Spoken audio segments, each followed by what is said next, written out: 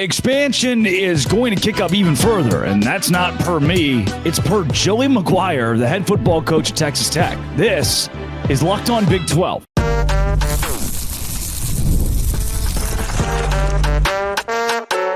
You are Locked On Big 12, your daily podcast on the Big 12 Conference. Part of the Locked On Podcast Network, your team every day.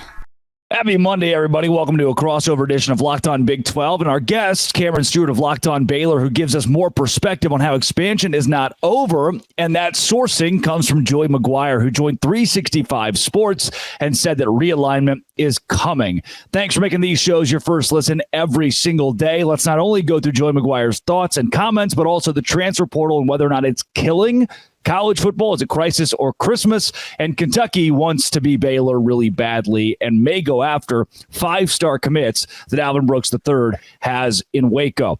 Cam, Joey McGuire joins 365 Sports, says that realignment is not only not done, but by the end of next season, we could see major changes, specifically in the Big 12, the SEC, and the Big 10. I'm not sure if he strategically left out the ACC and where they could go in expansion, because it seems as though they can only already wrote him off. But that now having a Big 12 football coach who speaks, and kind of the way he said it was in promotion of the conference. We've heard Kyle Whittingham get on a microphone and say that, we don't know if we'll even be playing BYU in a couple years because of this. McGuire now talks about how where the Big 12 can go moving forward. That's something almost unprecedented in these conversations, an actual head coach saying, look out, it's coming. Yeah, and I do like that. As much as I'm not I don't love expansion or anything. It's fine. It kind of is what it is. I think we're all in that spot where it's not going anywhere. But I do love that someone from the Big 12 that's not just the commissioner or Drake Toll is able to come out and say, you know what, we're here too. And yeah, we're going to keep expanding. We're not in a bad spot here. You know, the ACC ain't in a great spot. Obviously, everyone only thinks of the Big 10 and the SEC, but we're here too. And we have a lot to offer in this conference. And I think that's, the way Joey McGuire kind of presented this, I think is a way to say that. Do you find, my question, I guess, from off the rip of the head coach saying this, do you find it crass? Because you start the conversation, you started the answer with, I don't love the expansion thing, right? We're losing Oklahoma State. We're losing Texas Tech. And now he comes out in a positive way saying, hey, I mean, this stuff is going to keep happening. And maybe there's further hope for the Big 12. Is that a bad thing? Is that in poor taste? No. And I think, for the Tech fans listening and for those of us Baylor fans who remember Joey quite well, it wasn't that long ago, Joey is supremely positive. And so we're kind of wallowing in the mire of, boy, I am going to miss having Baylor versus Texas, or I miss OU coming into town. We are going to miss that. But Joey McGuire is kind of like, that's done, man. We tried the whole, pick the fight with Texas thing. It didn't work. And now we are we got to move forward, and there's a positive way we can go about this. We might not have all the great rivalries that you once had, but in 1996, Baylor and TCU fans were saying the same thing. Tech and Rice fans were thinking the same thing. Arkansas and Texas fans were thinking the same thing. And we move forward. We can only control what we can control. And in a way, this is me in my literary class here, reading between the lines of don't count us out. Don't count out the Big 12 here. We still got plenty to offer. So, I don't think it's a bad thing. With you being so close to the envelope with Baylor, I know a lot of the reporters from different Locked On shows in the Big 12 are tight with their certain coaching staffs or at least in the loop. Is there a world in which a guy like Dave Aranda, much less a Joey McGuire, is invested in the expansion conversation? I mean, are the coaches in tune with where the Big 12 wants to go? That's a good question, because that's what kind of struck me at first. Kind of that first answer of saying anyone but the commissioner saying this seems, or an athletic director, of course. It's not weird, but it is different. We haven't heard a lot of that, because especially in today's college football, where college football coaches are just saying, we just want to coach ball. We don't want to do the other stuff. We don't want to do the NIL. We don't want to do the fundraising. We don't want to, recruit our own players every year. And that certainly should mean, hey, we don't want to get involved in this expansion talk either. We just play the teams that are in front of us, and we are going to do what's best for our team. Steve Sarkisian shouldn't have had to been out there talking about why Texas is going to the SEC. So it is a little different to hear a coach doing it. And I think if Brett Yormark could have selected a coach to speak on this, it probably would be Joey McGuire, because of, he's a very well-spoken man, very positive man, can get a lot of people behind him. I don't want to call him a preacher, but he can get a lot of people behind him. We have seen that time and time again. I don't see Dave Aranda getting involved in this discussion. I don't see a new guy like a Willie Fritz getting involved in this discussion. To be honest with you, I don't even see a Deion Sanders getting into this kind of discussion, other than, well, that's the best the Big 12's got, like he said last year. But, I would expect him to go out there and advocate for the conference and say, why don't we have some more teams here? Come in, we're having a good time. We can put together something good. So I don't expect a lot of coaches to get on board and start doing what Joey McGuire did. That said, if they do, that would mean this Joey McGuire thing is a success, and that would mean that is coming down from the offices of Brett Yormark. And it feels like, I think you mentioned, Joey McGuire being the one to speak on this. I don't think he makes those comments if he doesn't actually feel that way. He has been very politically correct in front of the cameras and press conferences and whatnot. He's not controversial at all. Now, had Dana Holgerson come out or Kyle Whittingham and said, oh yeah, expansion's going to happen. It's like, oh, that's crazy. The crazy uncle did the thing where he does the crazy uncle thing again. But McGuire's not like that. He's in a different category. And I wonder if I'm reading too deep into his exclusion of the ACC. I think it wouldn't take an idiot to understand if the Big 12 wants to expand, it's going to have to go to the ACC. From a coach's perspective, do you get picky? Do you think these guys like a McGuire says, oh, wow, I really want to add Louisville, but I would hate to add Washington State from a travel standpoint? How much can your beggars be choosers? It's an interesting part of this, right? Like, they all have opinions for sure. Sure. Like, of course, I think that's a great example actually of Tech Washington State, because if you add someone out there, oh, well, Tech's out west, they can handle it. And it's kind of all well and good for football, but we've had this discussion before about expansion. It's also women's basketball. It's also tennis. It's also cross country is one that always gets brought up. Cross country, man. We got to protect these people. Who was that? It was the Missouri coach who was like, we can't have this. We can't have the cross country team traveling on a weeknight. And there is something to that. So they all have opinions, but I think a lot of the coaches in the conference would be pretty muted no matter what the decision is. They would say, oh, well, that's too bad. We like playing UT, but they're gone now, whatever. Tunnel vision. But specifically to the ACC thing, if the Big 12 is going to expand, there's no doubt where they're looking, right? There's no doubt that's what they're looking. This is kind of a wounded duck, and I know ACC fans hate that coming from Big 12 people, but it's true. This is an ACC that is hanging on by not a thread, but a couple of threads, I'd say. Yeah, and now being sued by the Attorney General of Florida, Clemson, and Florida State. Those don't bode well for the Atlantic Coast Conference that wants to stay alive. Cam, let's go into the transfer portal. Crisis or Christmas for these Big 12 teams on Locked On Big 12, part of the Locked On Podcast Network, your team every day.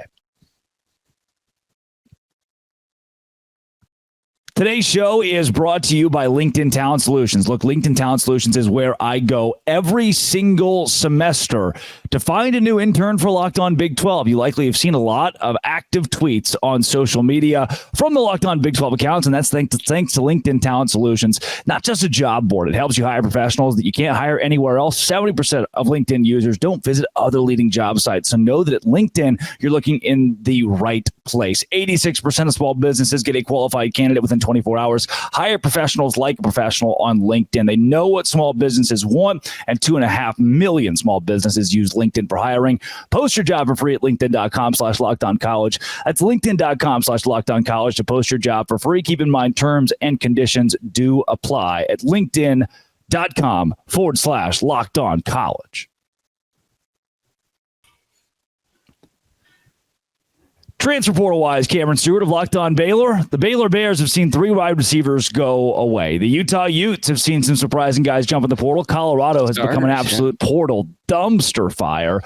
You look at even the UCF, who's lost a couple of key guys that were surprising. And I start to wonder if the Big 12 itself has become a minor league for the SEC and the Big 10.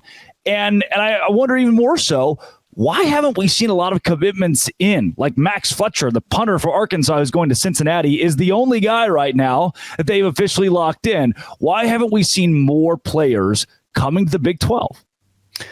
I don't even know the full answer here. I will say this is where, we had these discussions when the first expansion came to the Big 12, and what is that, 2 years ago now, that it was announced. And it was, well, what are the brands in the Big 12? You're losing the only 2 brands, and fans could not care less about that. Like, who cares what the brands are? It's just the teams and the coaches, and that's what we care about, right? But this might be where you start to see it. And because a big part of this is, don't overthink it. It is the NIL money that is coming in. And, if you look at a place like, I can transfer to Cincinnati or I could transfer to Iowa, and I have a chance to play at both of those. Well, like, I'm going to go to Iowa where I can get a little bit more money and the team's a little bit better. Or maybe to use another example, it's I'm trying to think of like a UCF or a Nebraska, 2 teams that are on kind of an even plane, but Nebraska can pay you a lot more money. I unfortunately think a lot of it does come down to that. And let's be honest, I mean, this is a very year-to-year thing for these college football players. It wasn't a great year for the Big 12. It wasn't a banner year. I mean, they did have a team in the playoff, but you had a team face them in the conference championship that was no match, no contest. And so it's been actually a tough couple of last 2 years competitively for the Big 12, even though they've sent a team to the playoff both of those years. So it's quick cycles when it comes to this thing. If you have 3 Big 12 teams in the top 10 postseason rankings this year, that will help next year in the transfer portal. I'm not saying they're like, this team was ranked 9th and this one was 17th, but that just brings a lot more attention to your conference during bowl season, during the conference championship, and during what we just went through last weekend with the NFL draft. And those are the things that these guys look at. I don't think we can call the transfer portal an inherently bad thing. Reason being, I'll bring up a guy like G.J. Kinney, who's been a popular name around Baylor's parts for a guy who's a potential head coach in the future if Dave Aranda doesn't work out. G.J. Kinney was at a different location in 2017, 18, 19, 20, 21, 22, and 2023. He bounced around year to year to year. And there are a lot of coaches who do that on a 1, 2, or 3 year plan. And a player not having that same right when they can go and continue their career and progress up just doesn't feel as though it makes sense. I mean, the idea that a player can now do what coaches have been able to do for all of time isn't a bad thing. How do you build more restriction, or do you keep it where it is? Because certainly it's chaotic, but now there's more autonomy for a kid to do what's best for himself.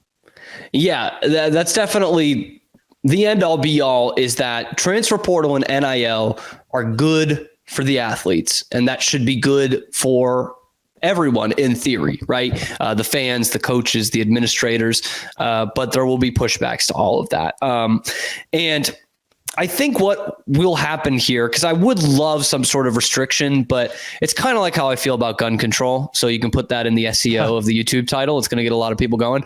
It's like, I would love a solution, but I don't know what the solution is in terms of restrictions on NIL or restrictions on the transfer portal. I would love it. And maybe it is like a transferring twice thing and you got to sit out. Maybe that's it. But I think what will happen, Drake, probably before we even find out or try any kind of restrictions, is the free market will have its way on this. And what I mean by that is, I think we are seeing a lot now in the second or third year of the transfer portal where guys are realizing en masse that the grass is not always greener and you can always be replaced. And that's obviously always been the case in college sports, but when it was a lot tougher to transfer, you didn't realize that firsthand. So a guy, wants to transfer from Baylor to a Florida and say, oh, I want to play in the SEC, and you're putting up the same numbers there, and you don't have the same coaches that you've had for 2 years, and you're not developing as much, then it's like, well, I went from a day 3 pick to a day 3 pick. And I didn't win anything, so and then they enter the transfer portal again. We saw it with Charlie Brewer here at Baylor. He had done his time at Baylor, transferred to Utah, and thought that was going to be a great situation. And it wasn't. He got benched, and he was like, well, now I need to go find somewhere else again. And there's countless examples of that. So I think we might actually see, before there's restrictions, we might just see kids being more hesitant to do it and saying, I do have a good thing here. We're seeing it actually a lot in basketball too, where, you're seeing guys from a star player at Alabama going to the Final Four, and you're in the transfer portal, and you're going to Kansas, which is a great position of sure, but it's like, okay, but you were just in a great situation. Or another one, AJ Storr at Wisconsin. Like, yeah, you didn't have a great year at Wisconsin, but you could be back in the Sweet 16 a year from now. That's not crazy. And instead you left a good situation for an unknown. And I think a lot of athletes are starting to realize or see it like that I'm leaving a situation for an unknown rather than just a straight up promotion. You know what I mean by that? Am I getting? Yeah. I'm famously not good at getting my point across. Well, so I think it's worth mentioning on that point that as a college football fan, and I know there are a lot of traditionalists who listen to the show and like what college football was 10 years ago. I get that. I understand completely. So did I, but yeah. For other then reasons. Again, I do believe those are the same people that when Jerry Blow, the 4-star wide receiver who holds 6 records at Western Kentucky, commits to your school in the transfer portal, you're the one who's fired up about that. You don't care about Dan Smith, who he's replacing now. That's not a conversation you're having in your household when you're high-fiving everybody because you landed this blue chip transfer recruit. So I think what we have to understand is there is some good for the fans. It's not universal. This is good for everybody. Right. Some kid's betting on himself and he's going to lose because of the way the portal is built. However, this is going to help you and your team when that Western Kentucky kid comes to your school and catches 15 touchdowns next season. Let's go into we don't care about the little guy. Transfer portal. We don't care about the little guy. Never have in college football. We care about money. Kentucky wants to rob Baylor. They've done it once now. They try to do it twice. Will they go thrice? This is Locked On Big 12, part of the Locked On Podcast Network, your team every day. Today's show is brought to you by FanDuel. Look, FanDuel is where I go when I want to make money. Oh, rent is coming up? FanDuel.com/locked on is my place to say, I think Cole Reagans is going to have 9 strikeouts in his baseball game. And sometimes he does. New customers get $150 in bonus bets guaranteed. That's $150 win or lose. Bet on everything from slap shots to home runs and slam dunks, all on an app that is safe, secure, and easy to use.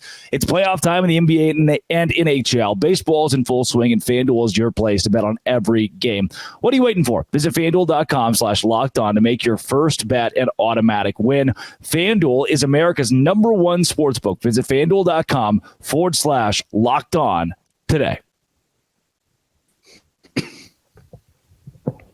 Alvin Brooks III is headed from Baylor to Kentucky. We know the Wildcats wanted Scott Drew and couldn't land him, but now the conversation turns to who else the Wildcats may want from a player perspective. There have been a lot of murmurs of VJ Edgecombe and the opportunity for him to jump ship from Baylor to Kentucky, or even a Langston. I was tweeting about Langston Love, who's not in the portal, taking an opportunity to play for Alvin Brooks III. And I think the first thing to understand is how integral this guy was in recruiting every player on the roster to Baylor. How much in a world where players today commit to coaches more than they do universities, how much could this affect the Baylor basketball program now losing assistant after assistant? Yeah, I would say the biggest loser in all of this is Jimmy Fallon and that great clip of Baylor basketball assistant coaches 2 down in 1 year. But no, this is not an insignificant loss for Baylor. You talk about it's the recruiting standpoint, and that's just one facet of this, because Scott Drew is now replacing both his associate head coaches from this year, both of them, and probably the next most trusted guy outside of that, Bill Peterson. So your top 3 guys next to you few on the bench. And while they've always had a deep staff, names that we all know, guys that we trust, that's for sure. But that is a lot to replace 4 of your 5 starters plus those 3 guys. Do you think in saying that, that does open the door for a Kentucky to poach basketball players when, again, these kids have built such a good relationship with Alvin Brooks III? It is possible. It is possible. I will say, Scott Drew is such a personality that I think a lot of those guys love playing for him as well versus, there are certainly other schools where the head coach might not move the needle for you as much as a player.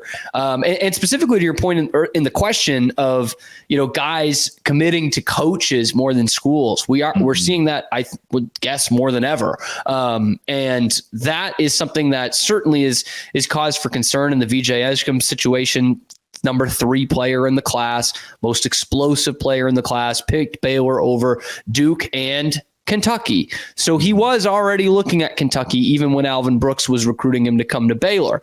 That said, I did have a great interview with the great Ted Emmerich of ESPN. It was on Locked On Baylor on Friday, and he had said he was the announcer who was on the ESPN call when VJ Edgecombe made the live decision at Hoop Hall in Massachusetts. And Ted said, we talked to him beforehand. We knew what the decision was going to be, and he told us that he was ready to commit to Baylor the day he visited. Like Duke, Kentucky, while he liked that, it just didn't usurp what Baylor had to offer him. And that was, the new facilities and the culture around Baylor and playing for Scott Drew, like all of those things went into it. So that does make me feel a little bit better. Maybe I'm naive there, but that does make me feel better. And the other thing that makes me feel better is we are seeing Scott Drew have probably the best coaching tree of any active coach in college basketball. In fact, I don't think it's really close right now. And with that, with Grant McCaslin leaving years ago, and John Jacobs and Alvin Brooks and Jerome Tang, most famously to Kansas State. You know how many Baylor players transferred and went with those coaches? 0, not a single guy. And some of that was before the transfer portal. Obviously, Baylor basketball is no strangers to bringing in transfers, whether there was a portal or not. And some of those were after the transfer portal had started. And yet there was a constant that no guy had left the program specifically to just go with another coach. And so that shows me that these coaches aren't taking jobs and then knocking on these kids' doors the next day. So with that, sure, there's absolutely a chance VJ Edgecombe can flip. I mean, he was looking at Kentucky already. Alvin Brooks was, I believe, the main recruiter on that one and has been for a lot of their star power in the last couple of years, like a Jacoby Walter or Keontae George. But if you put a gun to my foot, Drake, I would say he is staying at Baylor. I think he is bought into it, and this is going to be a terrific situation for him because there is still unknown at Kentucky. While I like Mark Pope as a coach, there's a lot of unknown for a guy who's only going to be there 1 year. On the Mark Pope, Alvin Brooks III thing, you hit the one thought that makes me truly confident that Edgecombe does end up at Baylor. Alvin Brooks III is a nice guy.